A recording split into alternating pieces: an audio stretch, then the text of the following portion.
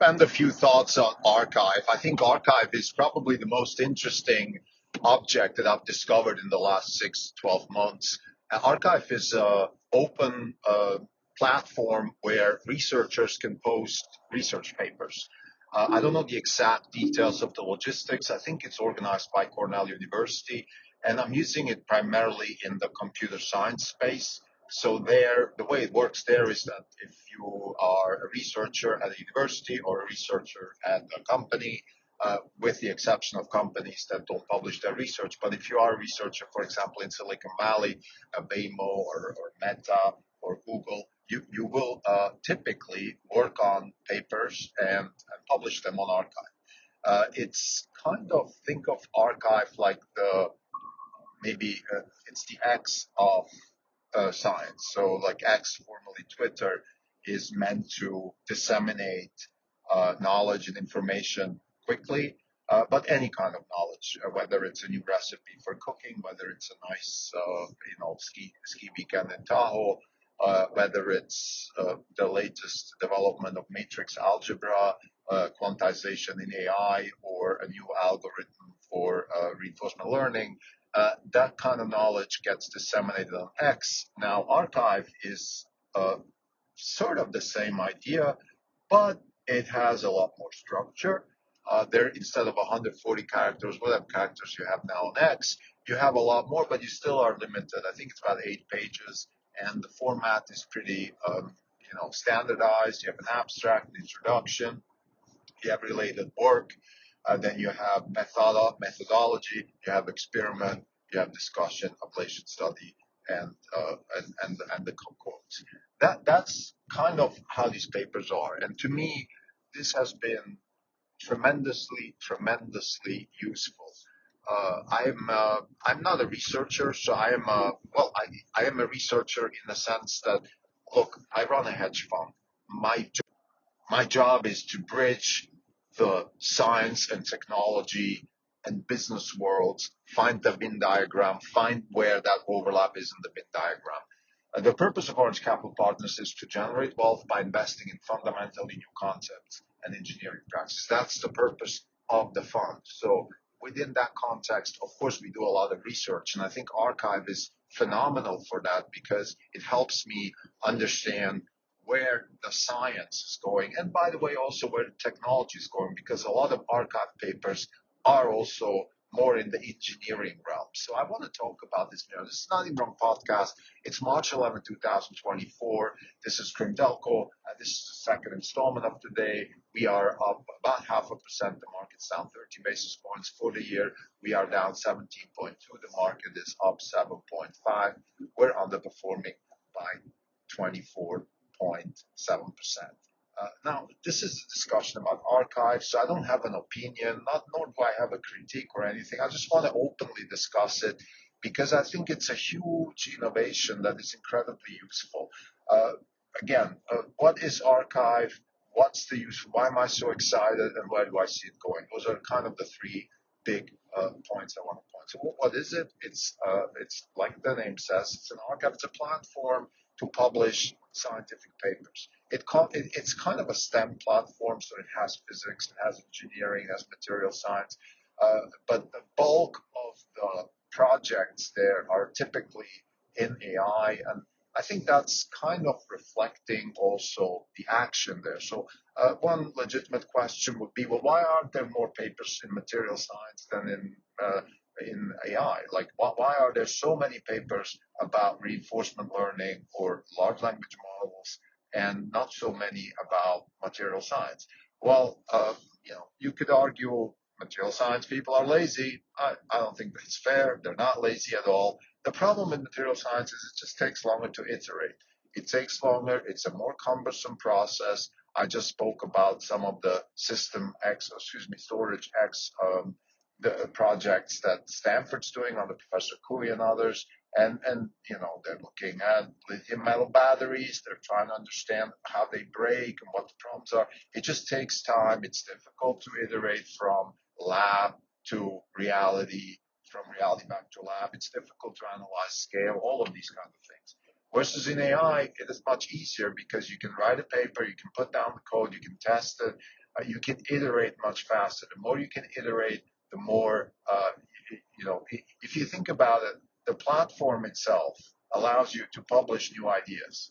And new ideas, they come, whether they come through deterministic processes or whether they come randomly, whatever it is, I think you need certain factors that need to be in place so you can even have new ideas. And one of them is low cost of iteration.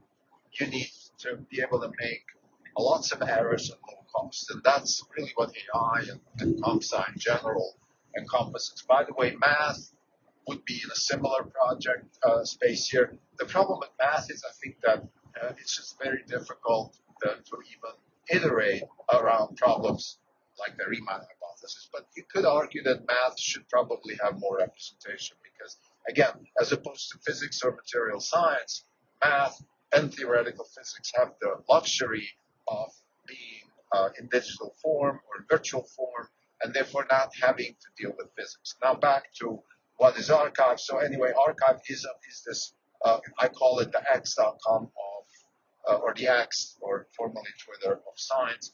And why is it so useful? It's so useful because you can literally, for example, if I see somebody, like I just met the head of research of Waymo, my first thing is I do a search on arXiv. Let's see what he has done. Let's see what he's been writing about. And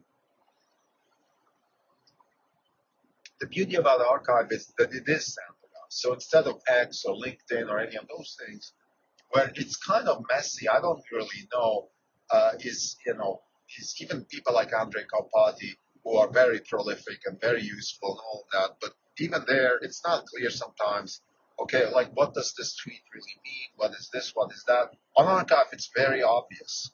If you are there, you're trying to proliferate scientific knowledge, whether it's pure science, whether it's engineering, whether it's half-half, it doesn't matter. It is something that helps proliferate scientific knowledge. So for us, in the business of investing in fundamentally new technologies, this is incredibly important because we see, for example, we can calibrate things. If we meet a company that talks to us about X and says how great they are at X, but then we see on arXiv lots of papers that have been writing about X. Another example would be, for example, also if you want to understand where does a company come from. OpenAI is a good example. No matter how much you distrust OpenAI because of its leadership, you can trace back on arXiv how much they have been publishing in the last 5 to 6 years. And a lot of the knowledge that is today being used in transformer technology and AI in general has originated with with OpenAI, and you can trace that back on arXiv. So it's in a sense also, it's, I guess, a more formal and more verbal version of GitHub because it has this beautiful property of version control. So you can see papers that have been written. Let's say you can see it's a nice example is optimization and reinforcement learning. So there's a process called proximal preference optimization. Today we have something called direct preference optimization, PPO, DPO. You can see where these things come from, what the roots are, how they evolve. So it's kind of like version control in GitHub. It's a lot more crude. There's less iteration on arXiv than there is on GitHub. So it's not exactly the same thing, but it has that same property of going back in history. You can go back to the attention is all we need paper. You can see the quotes there. You can go back. So you can use the scientific process in a much more iterative, much more faster way. I think this is a bit underappreciated how much arXiv, just this one formulation, has how much of an impact that has. And I think there's people that write about the sort of exponential growth of the economy.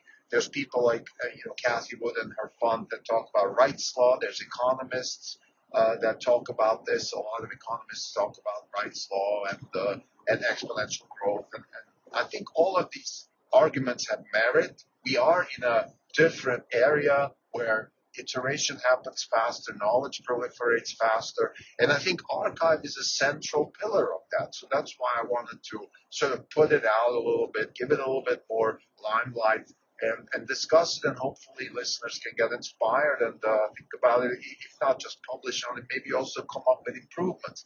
What can be improved in archive? Certainly things could be improved.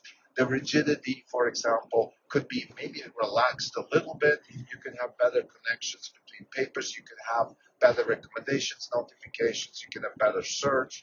There's a lot of technology that could be implemented on top of archive to make it easier. There's another last conversation I want to have about this. This is a little bit more philosophical. And the idea is the following. What I want to say here is that the archive is a beautiful example of how platforms, they have their use, of course, but platforms only make sense for the right application. So in the case of archive, the main application is computer science. And the reason archive is so useful with ComSci is because you can iterate much faster. And I think it goes back to often people come up with technologies, entrepreneurs, companies come up with technologies, and they might not be at the right time for the right application. Take an example. Uh, for example, we have Uber. I am a big opponent of Uber. I think it's not a good company because for many reasons, but I think it's just too early in its time. What we need is an Uber with robo taxis, but not an Uber rider. Well, what Uber is doing now is just not very useful. So we have full self driving with sensor fusion.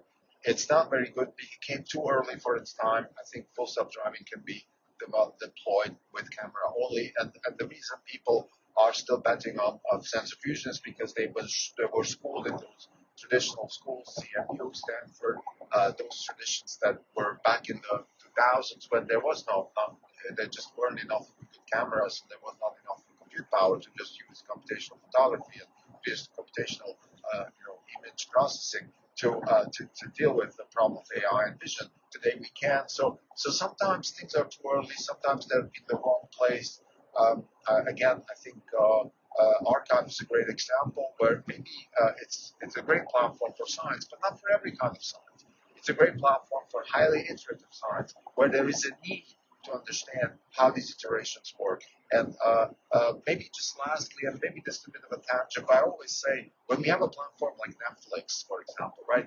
Netflix in itself is not going to improve the movie watching experience, which unfortunately as a customer I can attest. Just because I have a lot of choice doesn't mean it's better. There's a certain amount of good movies that I think humanity can produce, and Netflix gets a fraction of that, but it's rare. Good movies are rare, whether you have Netflix or not.